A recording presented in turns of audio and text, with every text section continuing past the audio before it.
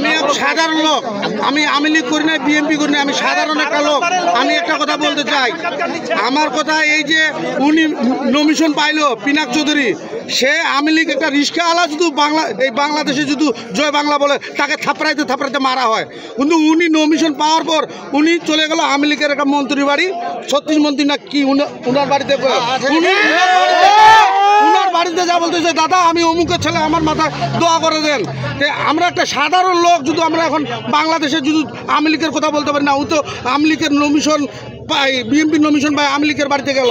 দ্বিতীয় কথা, আমরা সাধারণ লোক, আমরা দেখছি যে এই বিরলে বোচাগঞ্জে কে গরিবের পাশে ছিল। এই যে 19 সালে একটা বন্যা ছিল, এই যে আমাদের একটা কালু চেয়ারম্যান আমাদের পাড়া যা খোঁজ নিচে, কিন্তু আমার চেহারা দেখি নাই।